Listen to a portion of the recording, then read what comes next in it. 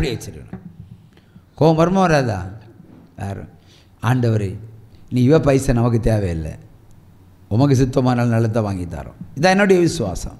அல்லேலூயா. 10 send வாங்கப்பட்டது, 10 send வாங்கப்பட்டது. கொரோனாவும் வந்து விட்டது, கொரோனாவும் வந்து விட்டது. கொரோனா வந்ததும் அந்த கம்பெனிகள்லாம் என்ன செய்யும்? எங்க விடலை, அப்படி தானே? தொழிற்சாலை முடங்கினாங்க.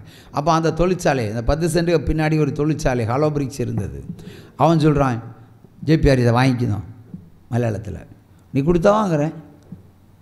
அடுத்து ஒரு 36 சென்ட், அடுத்து ஒரு 36 சென்ட். ₹1 எதிர்பார்க்கவில்லை. ஹல்லேலூயா. அதுக்கும் ஒரு டோக்கன் கொடுத்தாச்சு. அப்போ 3 மாதம்தான் டாக்குமெண்ட் டைமு. ஆண்டவர் பார்த்தார், கொரோனா சப்ரெஜிஸ்டர் ஆஃபீஸே பூட்டிட்டார். எனக்கு எப்போ பணம் வந்து சேர்ந்ததோ அன்றைக்கி தான் சப்ரெஜிஸ்டர் ஆஃபீஸ் திறந்தது. அப்போவே டாக்குமெண்ட்டு 10 + 36, 10 46. அப்புறம் பார்த்தார், அவனுக்கு இன்னொரு பிளாட் இருக்குது, இனி அதை கூட நீ வாங்கிக்க, நான் இனி 10 சென்ட்டுக்கு எதுக்கு வரேன், சரி அதையும் கொடு, அதையும் வாங்கிட்டோம். இதான் வர்த்திக்க பண்ணுதல். அல்லேலூயா. ஆண்டவருடைய திட்டம். சாபம் ஒரு மனிதனை விட்டு அகன்று போனால், சாபம் ஒரு மனிதனை விட்டு அகன்று போனால் சர்வ வல்லமை உள்ள தேவனுடைய சகல ஆசீர்வாதம் நமக்குள்ள தங்கும். இங்கே பொண்ணோ வெள்ளியோ ஒன்று வேண்டாம், கிருபையோ ஒன்று வேண்டாம், அவருடைய இரக்கம் மட்டும் போதும். இதில் ஒரு நிலத்தை வாங்கணும் விற்கணும் என்பதெல்லாம் அவர் தான் தீர்மானிக்க முடியும். அல்லேலூயா. ஆகவே இப்போ அந்த பிளாட்டு நமக்கு அடுத்த திருச்சபை இருக்கு வர வேண்டிய இடத்துல இப்போ 56 + 10 66 சென்ட்டுக்கு நான் சொந்தக்காரன். என் பொண்டாட்டி இப்படி அடித்த பேச்சை கேட்டு நான் விட்டுருந்தா எங்கதி என்ன ஆயிருக்கும்? அதோ கதி தான் ஆயிருக்கும். அல்லேலூயா. பாருங்க, சாபம் பேச வைக்கும். சாராளி அப்படி தானே பேச வைத்தது. எனக்கு என்ன, எல்லாம் முடிஞ்சு போச்சு, பீரியட் எல்லாம் எனக்கு முடிஞ்சு போச்சு, எனக்கெல்லாம் பிள்ளை கிடைக்காது சொல்றது ஆண்டவர். அதை யோசிக்கணும். இல்லை, வானத்தையும் பூமியும் டாக்டரா சொன்னாரு உனக்கு பிள்ளை கிடைக்கும்னு, ஆண்டவர்லே சொல்றாரு. ஆண்டவர் சொல்லும் போது அவன் விசுவாசிக்கணும். இப்ப எல்லாம் சாரா என கையில கிட்டு நான் உப்புமா கண்டி இருப்பேன். உச்சம கையை தட்டுங்க. அல்லேலூயா. ஏன்னா விசுவாசத்தை நம்ம வர்த்திக்க பண்ணணும். அதான் கிறிஸ்தவம். சோர்ந்து போக கூடாது. சோர்ந்து போனா அந்தி கிறிஸ்து உள்ள வந்துருவான். அதான் சாராள் அப்படிதான் சொன்னான், எனக்கெல்லாம் முடிஞ்சு போச்சு, எனக்கு இனி பிள்ளை எல்லாம் கிடைக்காது என்று சொல்லி நகைத்தாள். அப்படின்னா ஆண்டவரை கிண்டல் அடிக்கிற மாதிரி இருக்கு. அப்படி தானே பிரதர்? தேவனை கிண்டல் அடிக்கிற மாதிரி இருக்கு. நம்ம என்ன வாசிக்கிறோம், தேவனால் கூடாத காரியம் ஒன்றுமில்லை என்று, ஒன்றுமில்லை என்று சொல்லிட்டு அவரே கன்னத்தில் அடிக்கிற மாதிரி நம்முடைய நடத்தைகள் இருக்கிறது, நம்முடைய விசுவாசம் இருக்கிறது. ஆகவே தண்டனைக்கு தப்புவீர்களோ? ஆபிரகாம் செய்த ஒரு தவறு நிமித்தம் ஒரு துஷ்டன் உருவாகினான், ஒரு அந்தி கிறிஸ்து உருவானான். அவன் தேவன் எனப்படுவது எதுவோ அதற்கு விரோதமாய் கொடிபிடிக்கிறவனாய் இருப்பான். சொல்வது வாக்குத்தத்தம், நான் ஊழியக்காரன் இல்லையா, அங்கீகரித்து தானே இவ்வளோ விரோந்திருக்கீங்க. அப்போ நான் என்ன சொன்னாலும் கேட்கணும், என்ன சொன்னாலும் கேட்கணும். இல்லை கேட்க மாட்டேன், எதிராக நிற்பேன்னு சொன்னால் உங்களுக்குள்ள அந்த கிறிஸ்து புகுந்தாச்சுன்னு அர்த்தம். 2 தெசலோனிக்கேயர் 2ஆம் அதிகாரம் 3, 4 வாசிப்போம். 2 தெசலோனிக்கேயர் 2ஆம் அதிகாரம் 3, 4 வாசிப்போம். எவ்விதத்தினாலும் ஒருவனும் உங்களை மோசம் போக்காதபடிக்கு எச்சரிக்கையாயிருங்கள். ஏனெனில் விசுவாச துரோகம் முந்தி நேரிடும். விசுவாச துரோகம் முந்தி நேரிட்டு கேட்டின் மகனாகிய பாவ மனுஷன் வெளிப்பட்டால் ஒழிய அந்த நாள் வராது. அப்படினால என்ன ஆண்டவர் வச்சிருக்கிறாரு? நீங்கள் விசுவாசத்தை இழந்தால் என்ன வரும்? பாவ மனுஷன் உங்களுக்குள்ள வருவான். வந்தால் ஒழிய அந்த நாள் வராது. ஆகவே விசுவாச துரோகம் முந்தி நேரிடும் பொழுது நீ அதில் வீழ்ந்து போகாதே. நீ வீழ்ந்தால் பாவ மனுஷனாகி அந்தி கிறிஸ்து உனக்குள்ள வருவான். நெக்ஸ்ட், வந்து உன் இருதயத்தில் இருக்கிற சும்மா இருக்க மாட்டான், உன்னையே எதிர்த்து நிற்கிறாய். அதாவது உன்னுடைய நியாயமான சுபாவங்கள், கர்த்தருடைய விசுவாசங்கள் அதெல்லாம் தகர்த்து போடும்படி உனக்கு விரோதமாகவே அவன் என்ன செய்வான்? எதிர்த்து நிற்கிறவனாய் இருப்பான். தேவன் எனப்படுவது எதுவோ, ஆராதிக்கப்படுவது எதுவோ, அவைகள் எல்லாவற்றிற்கும் மேலாக தன்னையே உயர்த்துகிறவனாயிருப்பான். அவன் தேவனுடைய ஆலயத்தில் தேவனை போல் உட்கார்ந்து தன்னைத்தானே தேவன் என்று காண்பிக்கிறவனுமாயிருப்பான். உற்சாம கையை தட்டலாம். அல்லேலூயா. இந்த அந்தி கிறிஸ்து அதிகமாய் ஆளுகை செய்கிறது ஆண்களிடத்திலா பெண்களிடத்திலா? ஒருவர் சொல்லலாம். நீங்கள் என்ன சொன்னீங்க பிரதர்? பெண்களிடத்தில். ஆண்களிடத்தில் யாராவது சொன்னீங்களா? பெண்களிடத்தில் தான் அதிகமாக அந்தி கிறிஸ்து ஆளுகை செய்யும். ஜெபம் யார் அதிகமாக ஏறெடுக்கிறாங்களோ பெண்கள் தானே அதிகமாக ஏறெடுப்பார்கள். மணிக்கணக்கில் ஜெபம் பண்ணுவாங்க. மணிக்கணக்கில் ஜெபம் பண்ணிட்டு மணிக்கணக்கில் ஆண்டவரை விட்டுருவாங்க. இப்போ கர்த்தர் சொல்லுவார், நீ இதை செய்யன்னு சொல்லுவாருன்னு வைத்துக்கொள்வோம். ஆனால் அந்தி கிறிஸ்து நீ இதை செய்யாதேன்னு சொல்லுவான். அதான் எதிர்த்து நிற்கிறது. உதாரணம் ஒரு எக்ஸாம்பிள். இன்றைக்கு என்ன ஒரு வசனத்தை வாசித்தோம், 12:17 இல்லையா? உபாகம் 12:17 ஒரு வசனம் இருக்குல்ல, காணிக்கைகளை குறித்து 8 விதமான காணிக்கைகள். வாசி. உன் தானியத்திலும் உன் திராட்சரசத்திலும் உன் எண்ணெயிலும் தசம பாகத்தையும் உன் ஆடு மாடுகளின் தலையீற்றையும் நீ நேர்ந்து கொண்ட சகல பொருத்தனைகளும் உன் உற்சாக காணிக்கைகளையும் உன் கை ஏறெடுத்து படைக்கும் படைப்புகளையும் நீ உன் வாசலிலே புசிக்க வேண்டாம். இந்த பிரமாணத்தை எந்த கிறிஸ்தவன் பின்பற்றுவான்? ஒருவேளை ஒருத்தன் தசமபாகத்தை மட்டும் பின்பற்றுவான். வேறு எதாவது பின்பற்றுவான்? பின்பற்ற கிடையாது. இந்த தலையாட்டிகிட்டு இருந்தவர் 2 பலாப்பழம் கொண்டு வந்தார் ஒரு முறை. அதுக்கப்புறம் பலாவே காய்க்கலையே பிரதர், காய்க்கல. அதனால தான் ஆப்சண்ட்.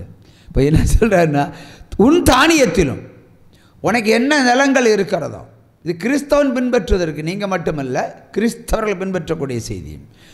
உனக்கு என்ன வருமானம் இருக்கிறதோ உன் தானியங்கள், விவசாய நிலங்கள், ஆடு மாடுகள், கனிதரு மரங்கள், பூக்கும் பூ, அதை பறித்தாலும் தசமாக கர்த்தர் கொடுக்கணும்.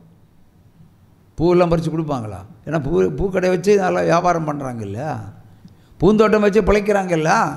ஆகவே எல்லாவற்றிலும் தசமபாகத்தை கர்த்தர் கொடுக்கணும். கூட சொல்கிற முதல் பலன் கர்த்தருக்குரியது. தசமாக மட்டுமல்ல, முதல் பலனை கர்த்தர் கொடுக்கணும். யாரா கொடுப்பாங்களா இன்னைக்கு? அவ எந்த பிரமாணத்தை நாம் பின்பற்றுகிறோம்? உயிருக்கு பயந்து தசமபாகத்தை மட்டும் பின்பற்றுகிறோம். அது எல்லோரும் பின்பற்றுவதில்லை. ஏற்றுக்கொள்கிறோம், பின்பற்றவில்லை. ஏனென்றால் குடும்ப சூழ்நிலை நிமித்தம் அதை பின்பற்ற முடிவதில்லை. ஏற்றுக்கொள்கிறோம். ஆனால் நான் சொல்லுகிறேன், தசமபாகத்தை ஏற்றுக்கொள்வதை விட இந்த வசனத்தை ஏற்றுக்கொள்ள வேண்டும். இந்த வசனம் 8 விதமான காணிக்கைகளை கர்த்தர் கொடுக்க கர்த்தரை சொல்லுகிறார். யாராவது பின்பற்ற முடியுமா? அப்போ யார் பரலோகத்துக்கு போக முடியும்? இந்த 8 விதமான காணிக்கைகளையும் கொடுக்குறோம் தான் பரலோகத்துக்கு போக முடியும். ஒத்த காணிக்கை கொடுத்துட்டு பரலோகத்தினுடைய வாசலை கூட எண்ணி பார்க்க முடியாது, எட்டி கூட பார்க்க முடியாது. இதை பின்பற்றுங்க. அல்லேலூயா. இல்லைன்னா இயேசு சொன்னார், புதிய ஏற்பாட்டில் சொன்னார். இப்போ ஒரு அந்தி கிறிஸ்துவிட்ட பேசணுங்களா, காணிக்கை குறித்து பேசணும்னு வச்சுருங்களேன். ஒரு அந்தி கிறிஸ்துவிட்ட அவன் சொல்லுவான், தசமபாகம் பழைய ஏற்பாடு. பழைய ஏற்பாடு, அப்போ தசமபாகம் பழைய ஏற்பாடு தான். ஆனால் பழைய ஏற்பாடு ஆண்டவருக்குரியது இல்லையா? இந்த அறிவு இவனுக்கு ஏன் வரல? தசமபாகம் பழைய ஏற்பாடு ஒதுக்கிடுவான், தசமபாகம் ஒதுக்கிடுவான். வசனம்லாம் அது தசமபாகம் கொடுக்கறதுக்கு யோசித்து அதெல்லாம் பழைய ஏற்பாடியா, நம்ம இப்போ புதிய ஏற்பாட்டில் இருக்கிறோன்னு சொல்லுவான். அந்த அறிவட்ட மக்களுக்கு சொல்ல வேண்டிய என்னென்னா, புதிய ஏற்பாட்டில் இயேசு என்ன சொன்னார்? இருக்கிறது எல்லாம் கொடுல சொன்னார். இருக்கிற நீ முதல்ல கொடு, அப்புறம் உனக்கு நான் தரேன்னார். அப்போ இருக்கிறலாம் ஆண்டவர் கொடுங்க, ஆண்டவர் உங்களுக்கு தர வேண்டியதை தருவார். அப்போஸ்தலர் நடவடிக்கைகளில் சொத்துக்களை, காணியாட்சிகளை விற்று எல்லாரும் உங்கள் சொத்துக்களை விற்று கொண்டு வாங்கன்னு சொன்னது யார்? அப்போஸ்தலர்கள். அதை விசுவசிக்கிறார்கள் இல்லையா? அப்போஸ்தலர்கள் என்ன சொன்னார்? உங்களுடைய சொத்துக்கள் எல்லாம் விற்று இங்கே கொண்டு வாருங்கன்னு சொன்னார். எல்லாரும் விற்று கொடுத்தாங்க. அதை ஏற்றுக்கொள்கிற நீங்கள் இன்றைக்கி விற்று கொடுக்க முடியுமா? அது புதிய ஏற்பாடு தானே.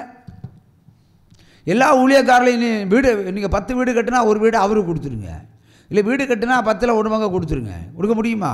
முதல் வேலை நான் கொடுக்க முடியுமா? கொடுக்குற சூழ்நிலை நீங்கள் இருக்கீங்க. ஆனால் வசனம் அப்படி தான் சொல்லுது.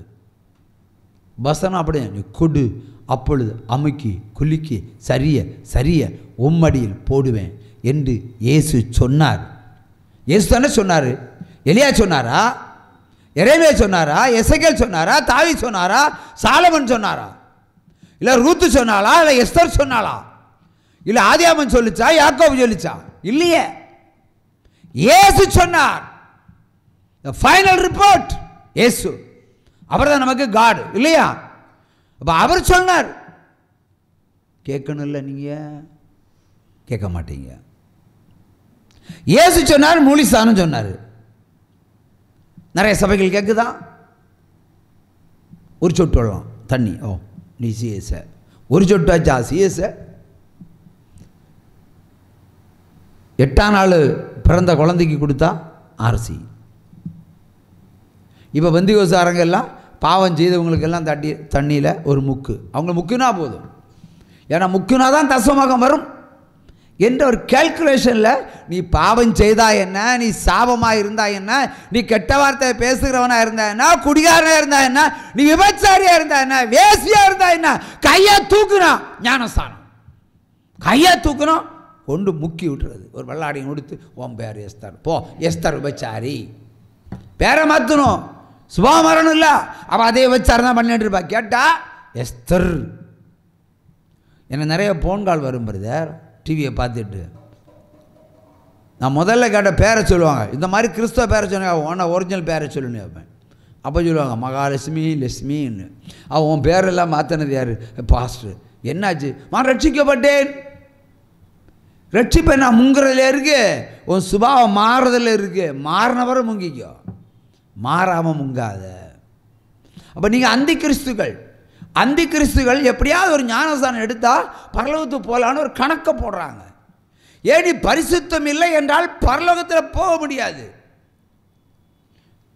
பரிசுத்தம் 89 வயசு 90 வயசில் ஒரு முதியவன் இருப்பான், படுக்கையில் கிடப்பான். அவன் ஞானஸ்தானம் மூலிசானம் எடுத்திருக்க மாட்டான். ஆனால் அந்த படுக்கையில் கிடந்து அவன் மனம் திருந்துவான், மெய்யாகவே மனம் திருந்துவான். அவன் ஞானஸ்தானம் எடுக்க மூலிசானம் எடுக்க துடிப்பான், ஆனால் படுக்கையில் எழும்ப முடியாது. அவன்கிட்ட மனமாற்றம் இருக்கும். கடைசி நேரங்களில் தன்னுடைய பாவங்களுக்கு, தன்னுடைய சாபங்களுக்கு பரிகாரம் செலுத்தி இருப்பான். செலுத்தி அவன் செத்தா அவன் பரலோகம் போவானா நரகம் போவானா? புற நீங்கள் சொல்லுங்கள். பரலோகம் போவான், பரலோகம் போவான். ஞானஸ்தானம் மூலிசானம் இல்லாமலே பரலோகம் போவான். மூலிசானம் இல்லாமல் ஒருத்தன் சிலுவையில் போனானா, ஒரு கள்ளம் போனானா? ஏன்டா அவன் சிலுவையில் இருந்து மனம் திருந்துறான். நம்ம அப்படி இல்லை. டெய்லி ஞானஸ்தானம் கொடுத்தாலும் நம்ம திருந்த மாட்டான், டெய்லி சுவிசேஷம் கேட்டாலும் நம்ம திருந்த மாட்டான். அந்த கள்ளம் 6 மணி நேரம் தான் தொங்குனான். நம்ம எல்லாம் 6 வருஷம் 60 வருஷம் சுவிசேஷம் கேட்குறான், திருந்த மாட்டான். அவன் 6 மணி நேரத்தில் மொத்த இயேசுவையும் சொந்தமாக்கி கொண்டான், அப்படியே ஏற்றுக்கொண்டான். அவனால் பிரமாணத்தை கடைபிடிக்க முடியல, ஏன்னா சிலுவை 3 ஆணியில் தொங்க விட்டுருக்காங்க இயேசுவோட சேர்த்து. அவன் என்ன கேட்டான்? இந்த பாவியை நினைத்தரலும், நீர் பரலோகத்துக்கு போகும்போது நினைத்தரலும், அவ்வளோதான் சொன்னான். ஒத்த வார்த்தையில் மொத்த கிறிஸ்தவத்தை முழுங்கினான், மொத்த வசனத்தையும் கீழ்ப்படிந்தான். நம்ம ஞாயிற்றுக்கிழமை தோறும் சுவிசேஷம் கேட்குறோம், ஒரு பாவத்தை விடுவோமா, ஒரு பொய்யை விடுவோமா? நேர போ, 2 பொய்யை தான் சொல்லுவோம். இல்லைன்னா கணவன் கிட்ட மல்லுத்தம், இல்லை பொண்டாட்டி கிட்ட மல்லுத்தம். என்ன கிறிஸ்தவம் இதெல்லாம்? அருவருக்கப்படத்தக்க கிறிஸ்தவம். அவன் 6 மணி நேரத்தில் இவர் தான் மெய்யான தேவன் என்று கண்டு கொண்டான், அறிந்து கொண்டான். பக்கத்தில் தொங்கி உயிருக்கு போராடிக்கிட்டு இருக்கிறார். ஒருத்தன் சொல்கிறான் நீர் தேவன் என்றால் இறங்கி வாரும், இன்னும் ஒரு கள்ளம் சொல்கிறான். பூமியில் இருக்கிறான்னு சொல்கிறான், நீ பிதாக குமாரனுக்கு இறங்கி வா இன்னும் எக்காலமாக கிண்டல் பண்ணுறாங்க. இதெல்லாம் பார்த்துட்டு இவர் ஒரு குற்றம் செய்யாதவர், ஒரு கள்ளன் ஆண்டவருக்கு சாட்சி கொடுக்கிறான். இன்னொரு கள்ளனை பார்த்து நீ அவரை ஒன்றும் சொல்லாத, அவர் எந்த குற்றமும் செய்யாதவர். பாருங்க, அப்பா அந்த 6 மணி நேர சிலுவையில் அவன் இயேசுவை மெய்யான தேவன் என்று அறிந்து கொண்டான், தெரிந்து கொண்டான், கண்டு கொண்டான், உணர்ந்து கொண்டான். ஆகவே அந்த 6 மணி நேரத்திலையும் அவன் செய்த திருட்டு, கொள்ளை, அவன் பாவம் எல்லாவற்றையும் அவங்க உருக்கி இருப்பான். சிலுவையில் அப்படியே உருக்கி இருப்பான். ஆகவே பரிசுத்தம் அடைந்தான். ஆகவே தான் ஆண்டவர் சொன்னார், என்னோடு கூட நீ பரதேசியில் அமர்ந்திருப்பாய், என்னோடு கூட வலது பக்கத்திலே அமர்ந்திருப்பாய் என்று கீழே வாக்குத்தத்தம் பண்ணினார். 2 கள்ளன், ஒரு கள்ளன் இயேசுவை ஏற்றுக்கொண்டான், ஒரு கள்ளன் இயேசுவையே கிண்டல் பண்ணினான். அவன் தான் அந்தி கிறிஸ்து. அல்லேலூயா. அந்தி கிறிஸ்துவானுடையவன். உலக பிரகாரமான ஒரு விடுதலை. நீர் ஒரு அற்புதத்தை செய்து கடவுளோடு காட்டும். அப்படி மற்றவங்களுக்காக ஆண்டவர் வர்றதில்லை, பிதாவுக்காக வந்தவர். அவருடைய கட்டளைக்கு செவி கொடுத்தார், அவரே செவி கொடுத்தார். ஒத்த வினாடி போதும், நான் தேவன் என்று ஒரு வார்த்தை சொல்லியிருந்தா அந்த கல்வாரி சிலுவையே காணாமல் போயிருக்கும். எத்தனை முறை இயேசு கிறிஸ்துவை பிடிக்க போனார்கள், தத்துரமாக மறுரூபமாக மாறினால் பிடிக்க முடிந்ததா? 12 சீடர்கள் ஒரே மாதிரி இருப்பாங்க. இதில் யார் இயேசு என்று அவர்களுக்கே குழப்பம். ஆனால் வேலை வந்தது, அவர் மாறலை, நின்று கொடுத்தார். அதான் ஒருவேளை 12 பேர் போல இவர் மாறுவாரோ, மாறினா நான் முத்தம் போட்டு காட்டி கொடுப்பேன்னு யூதாசு திட்டம் போட்டான். நான் யாரை முத்தம் விடுகிறேனோ அவர் தான் இயேசு. அவர் எந்த வேஷத்தில் இருந்தாலும் சரி. இன்று ஒரு அடையாளத்தை சத்துருக்களுக்கு அவன் போட்டு காண்பித்தான். அந்தி கிறிஸ்து. தேவன் எனப்படுவது எதுவோ அதற்கு விரோதமாய் அவன் எண்ணத்தை வளர்த்து கொண்டான். உலகத்தில் இருக்கிற பணத்தின் மேலே அவன் காசை, ஆசையை வைத்து கொண்டான். ஆகவே அவன் உலக சிந்தனைக்குரியவன். இந்த உலக சிந்தனைக்குரியவன் தான் அந்தி கிறிஸ்துக்குரியவன். அல்லேலூயா. ஆகவே கிறிஸ்துவுக்கு கீழ்ப்படிந்தால் நம்ம ஒன்றும் இல்லாமல் இருந்தாலும் உயர்த்திடுவார். அல்லேலூயா. ஒரு சமகையை தட்டுங்க. இப்போ மறைந்து போன புரட்சி தலைவர் ஒன்றும் இல்லாதவர் இல்லையா? ஒரு காலத்தில் ஒன்றும் இல்லாதவர் தானே, ஒன்றுமே இல்லாதவர். குடிக்க கூட தண்ணி கிடையாதான். நம்ம தமிழ்நாட்டு பைப்பில் தண்ணி அப்போ வரல, காற்று மட்டும் வந்துன்னு சொன்னார் அவர்.